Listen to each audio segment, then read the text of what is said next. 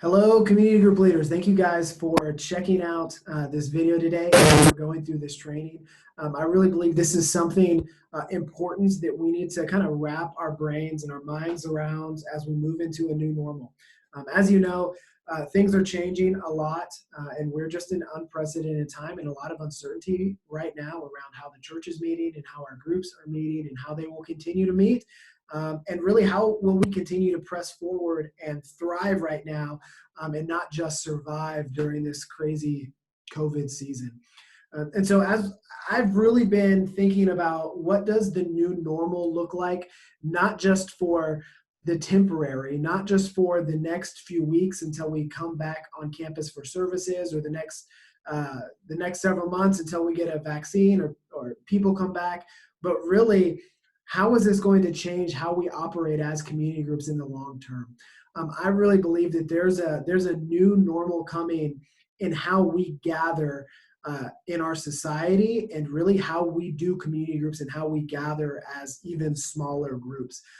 There is a word floating out there now. It's primarily used in the business world and in marketing. It's beginning to be used in church more, that I think is actually really important in regards to our community groups. And it's a funny word that I can't even say right, but it gets the concept across. And that is phygital. Phygital. It's the combination of the physical and the digital. This word is floating out there kind of in the business world a lot for the past few years, but has really accelerated in the past couple months. And to give you an example, if you think about a company like Amazon, they have thrived and of course are one of the largest corporations and businesses in the world, and it's been everything is online because it's so easy to access and it's so easy to buy things in an online environment or using your phone or an app or whatever that is. But what companies like Amazon have begun to realize is that online is not everything. In fact, there are some things that are actually advantageous in a physical environment. In the business world, if I'm in a store or if I'm in a retail store and I see the candy bar at the aisle before I check out, I'm more likely to buy that candy bar because of the proximity I am to that.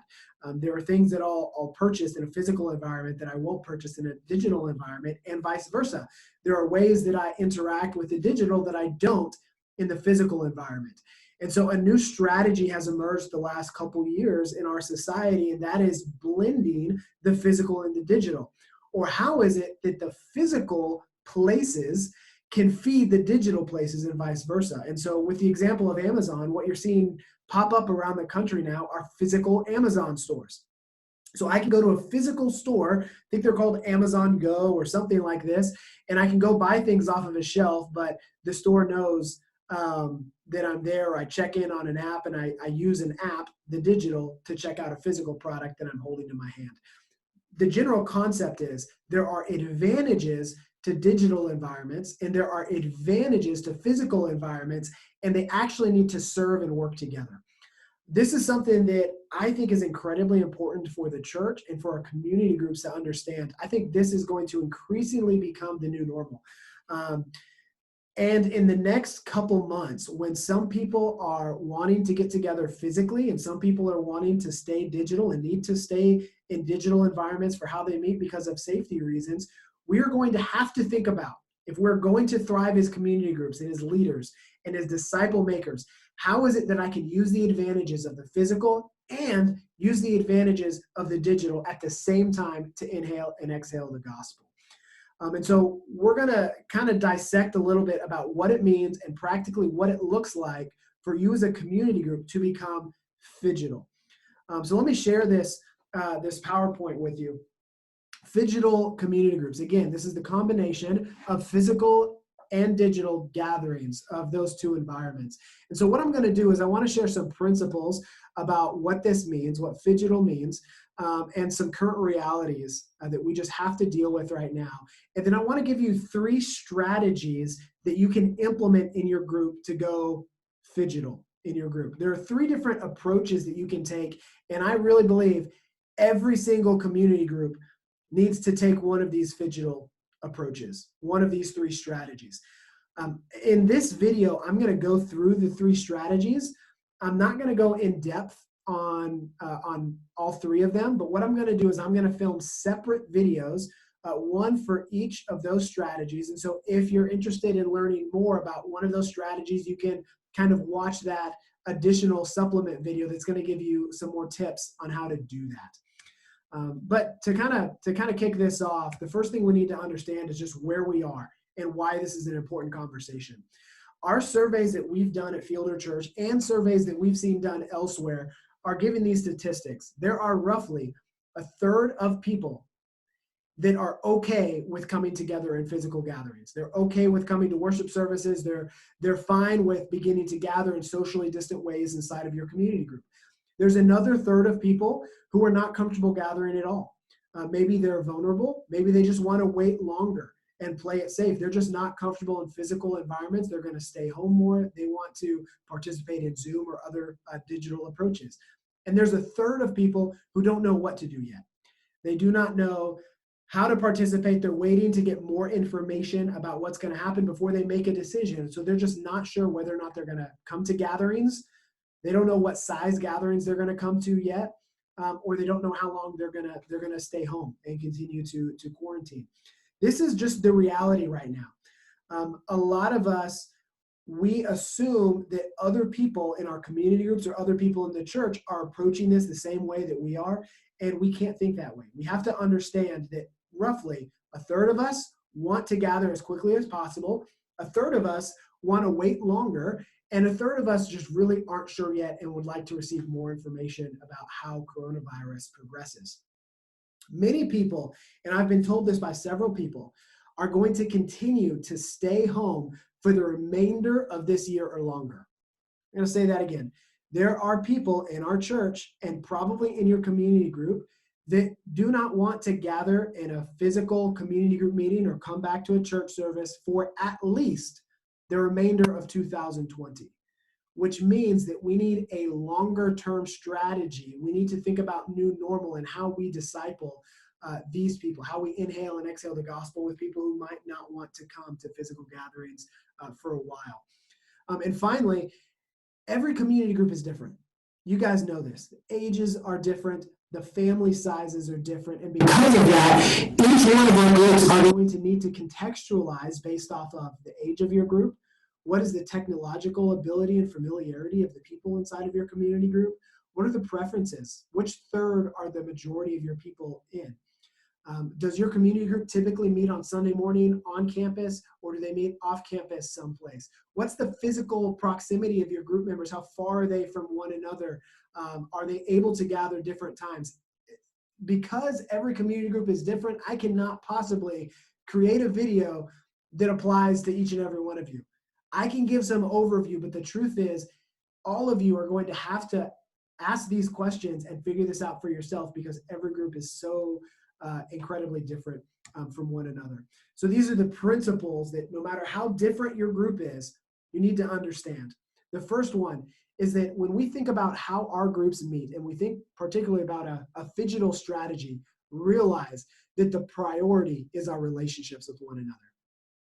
It's been said and it's been studied by Lifeway, by Barna, by Pew Research.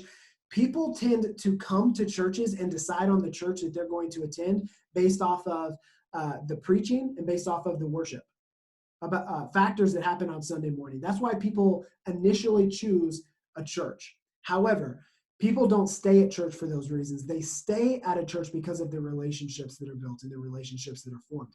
That's why what you do as community group leaders is so incredibly important. You are the glue that holds so much of the church and so much of our people together. And so we have to figure this out. Relationships are such a high priority in our church.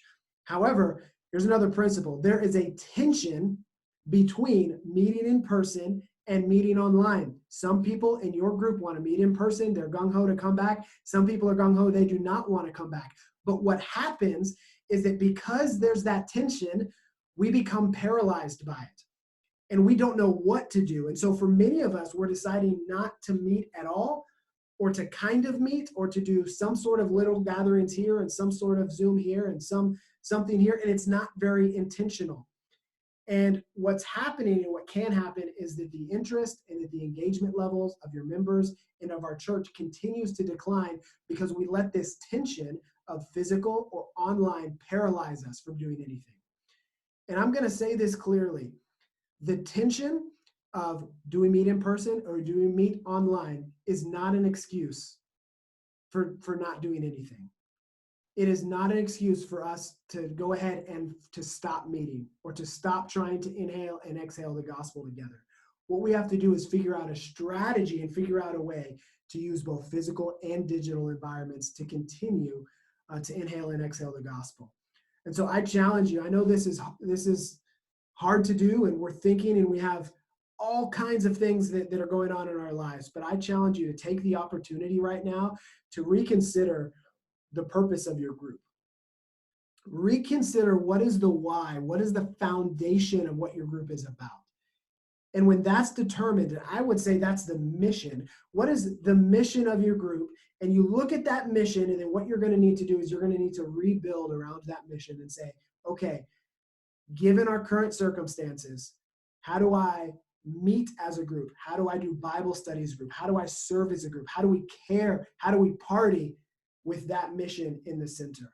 But you're going to need to narrow it down and reconsider what your group is really about. So I said again, the whole concept of Phygital is that there are advantages to both physical and digital environments. Here are some of what those advantages are. The advantages of digital environments: flexible time. You can meet at any time online and really any place. People can be all over the city. People can be all over the world. And you can still gather together in a digital environment. In fact, several of our community group leaders have told me that they have people in other countries that are joining their Zoom meetings. Several missionaries have been joining our group meetings. I think that's fantastic. If you have friends, you have family, if you know missionaries that are other places that are not connected into similar groups, invite them to your Zoom meetings. That's great. There's also an advantage to digital meetings because you can have a larger audience.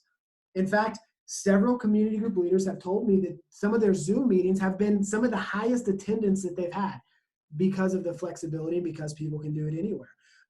In digital environments, you're able to distribute content very easily. I'm filming a video right now from my office, and I can get this video out to hundreds of people because of the advantage of technology. There's also a low barrier to entry in technology. What I mean by that is somebody can visit your group, and it's very easy for them to do so. There's not a lot of commitment involved to click on a Zoom link and join a digital meeting, or to jump on Facebook and join that hangout or that video chat, whatever they call it on Facebook now. It's easy for people to jump into that meeting. But of course, there are advantages to the physical. One of the biggest ones is higher engagement level. When I'm meeting online, it's easy for me to shrink back. It's very easy for people to click the mute button and not speak up and not really engage. Maybe I'm sitting there and, you've seen this where they're like moving the camera around and they're trying to make dinner and they're trying to do all these things while they're involved in the group, where if you were meeting in person, they're probably not trying to make dinner and take care of all the things at the house at the same time they're having community group. That's an advantage of having it physically. Higher engagement. The relationships are stronger. We need, as humans, physical touch and physical relationship. An advantage, the biggest advantage of our physical gatherings. Most people at Fielder are familiar with physical gatherings. We're not used to meeting online, and so it's advantageous to do what people are used to and gather in person.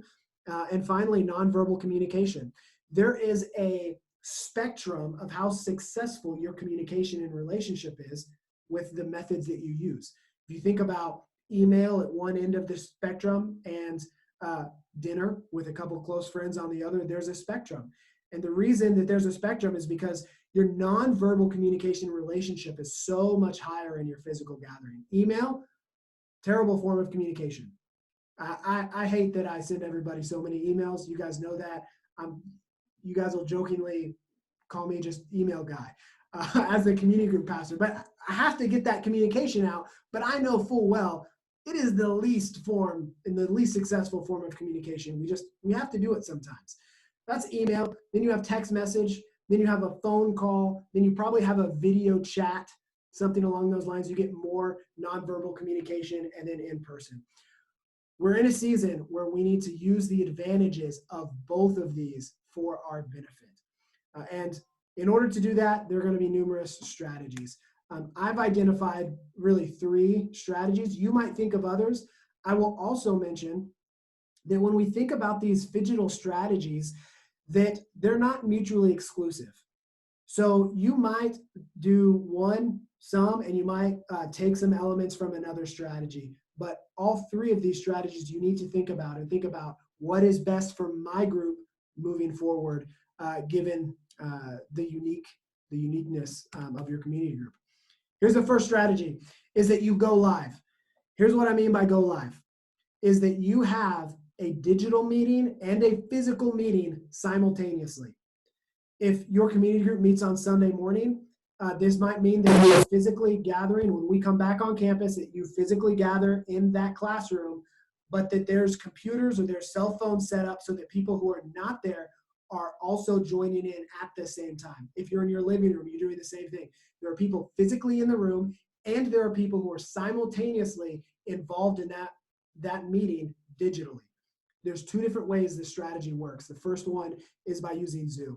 So what this looks like is that you would connect to Zoom or another video chat. I just know that Zoom is the primary for most people, but you connect to video conferencing. You can use your phone, you can use your computer to do that, and then you can take that device and you can connect it to your TV. And the reason you're connecting to your TV is so everybody that's physically in the room can see the people that are meeting online. They can also hear everybody that's online. And the people that are online, you want to be able to hear the people that are speaking in the room. And so, again, people on a Zoom meeting and people physically in the room at the same time. Another way to go live is to go live on Facebook. What this looks like is that, again, you would take your cell phone, take your computer into the physical room, and there's an option in Facebook to do a video and to go live on that. And your Facebook friends are going to be able to see that video. So what that means is that the people who are not physically present, they can get onto Facebook and they can see what's going on inside of your community group meeting. They can also chat and they can respond, or they can ask questions at the same time. Again, this is strategy number 1. And if you're considering going live and holding digital and physical meetings simultaneously, I'm actually creating 2 other videos with tips on how to do that.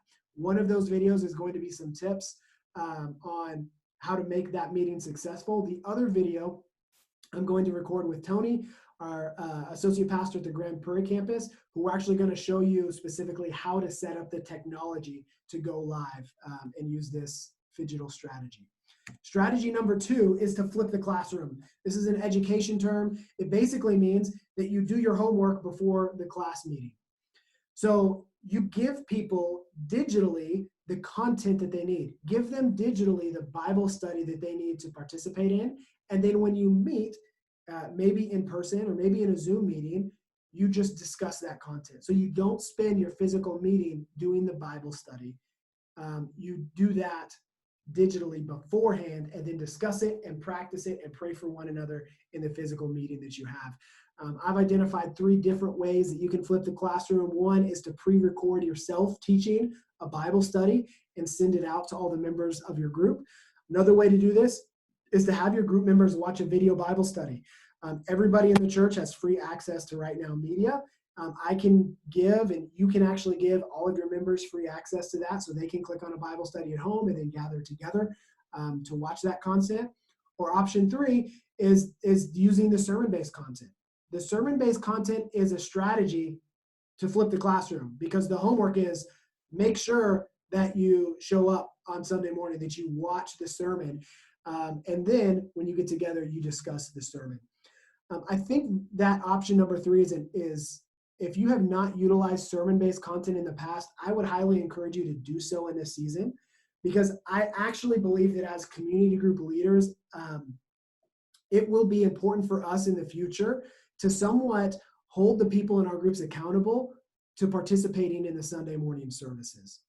I don't think you need to do that overtly. Inside of our discipleship groups, we ask very upfront questions about our spiritual development and ask, hard accountability questions to one another.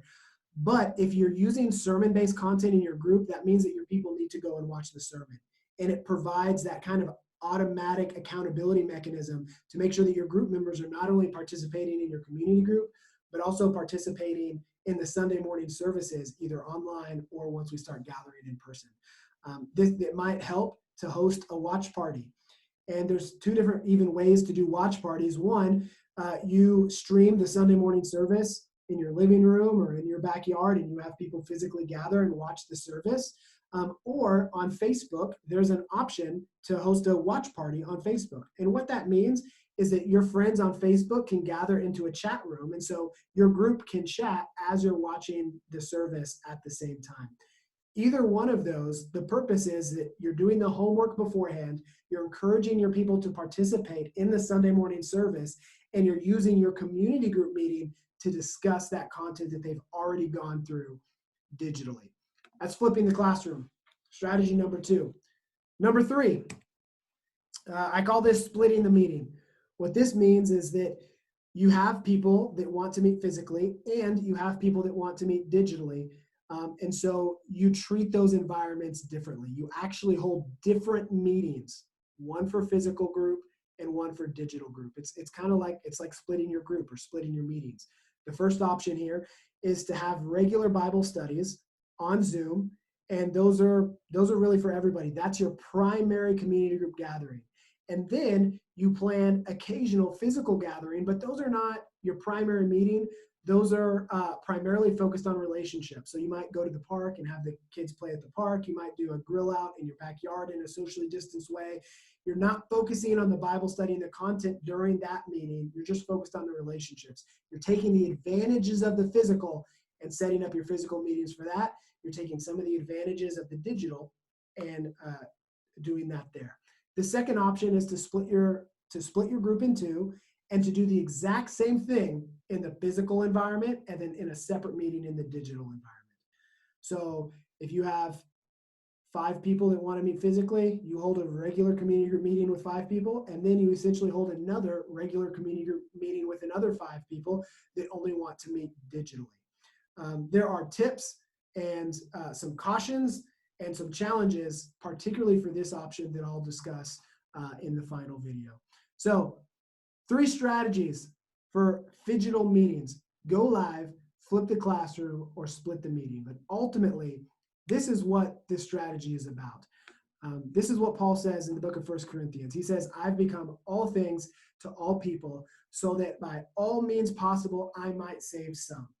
I do this for the sake of the gospel, that I may share in its blessings. Listen, if the gospel is not the foundation and the mission of Jesus is not the foundation and the core of what you are really about as a group, you're not going to want to be all things to all people. You're not going to want to have a Phygital strategy. But I believe that if we're so passionate about the gospel and the name of Jesus and people dwelling in who Jesus is, that they need to inhale that gospel and they need to tell it to other people, and we need one another to do that, I believe that us as community group leaders, we will push through the difficulties, the uncertainty, and just the inconvenience of meeting digitally or meeting in person. We will become all things to all people. We'll look at those 1/3, 1/3, 1/3 of the population, and we'll say, you know what, I'm going to come up with strategies so that I can help any of these people inhale and exhale the gospel. Why? Because the foundation of what I'm ultimately about is the gospel, and I want to share its blessings with these people. That's what this is about. This is not about technology. This is not about ultimately new strategy. This is about how do we grow ourselves in the gospel of Jesus and share that with the people that are in our community groups. That's what Phygital is ultimately about. Again, I'm going to share some more videos going in on those. I know there's going to be more questions. I am here to help you guys as community group leaders figure out how to best lead your groups during the season. So please do not be a stranger. Reach out. I'd love to help you. If you have questions about how to connect your computer to your TV and you're trying this, I'm so excited about that because it means you want the gospel to go forth and dwell in people richly. And so please reach out. I'd love to help you with that.